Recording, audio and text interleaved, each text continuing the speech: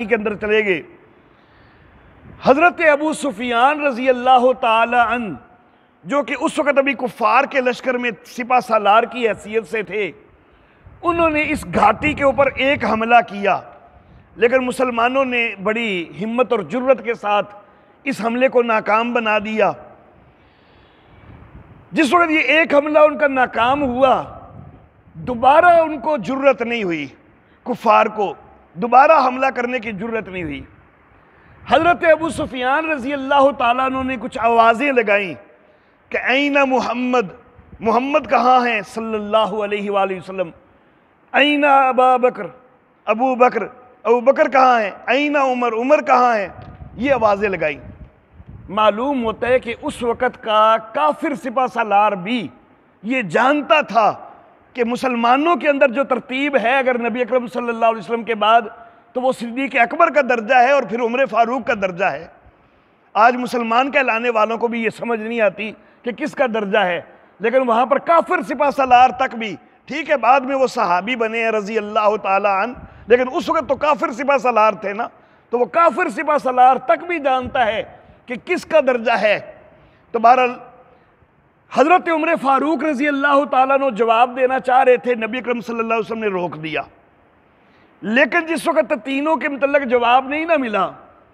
تو حضرت ابو سفیان نے سمجھا کہ شاید یہ تینوں شہید ہو گئے ہیں، تو حضرت ابو سفیان رضی اللہ تعالیٰ عنہ نے فخر کے ساتھ جو ہے وہ نعرہ بلند کیا کہ اولو حبل، حبل کی جے ہو، حبل زندہ باد۔ نبی اکرم صلی اللہ علیہ وسلم نے کہا کہ اب اس نے شرکیہ نعرہ لگایا، عمر اب ضرور جواب دو، پہلے تو معاملہ تھا ہماری ذات کے متعلق، اب معاملہ ہے ہمارے عقیدے کے متعلق، اب شرکیہ نعرہ لگائے، اب جواب دینا ہے۔ تو حضرت عمر فاروق رضی اللہ تعالی عنہ نے اٹھ کے جو ہے وہ جواب دیا کہ اللہ اعلی و اجل۔ اب اس پہ وہ حیران ہوا کہ اچھا حضرت عمر فاروق زندہ ہیں، لیکن پھر ایک اور نعرہ لگایا کہ لنا عزا ولا عزا لکم، ہمارے پاس عزا کی طاقت ہے، تمہارے پاس کوئی عزا کی طاقت نہیں ہے۔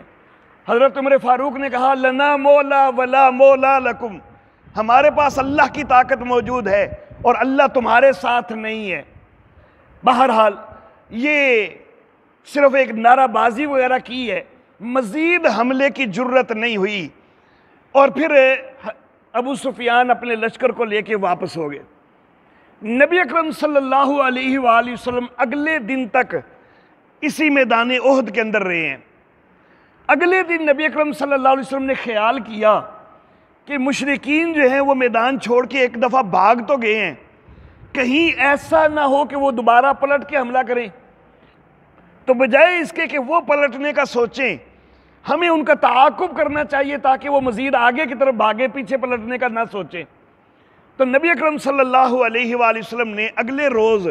صحابہ کرام کے ہمراہ تعاقب کیا حمراء الاسد کے مقام تک، اور واقعی نبی اکرم صلی اللہ علیہ وسلم کا وہ خدشہ ٹھیک تھا۔ آپ ایک زیرک سپہ سالار تھے نا،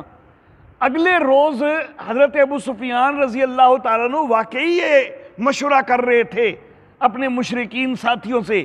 کہ ہم نے کل غلطی کی ہے، وہ تو ایک گھاٹی کے اندر محصور ہو گئے ہوئے تھے، تو ہم ایسے ہی جو ہے نا وہاں سے نکل آئے ہیں، ہمیں ایک اور حملہ تو کرنا چاہیے تھا، تو چلو واپس ہو کے حملہ کرتے ہیں۔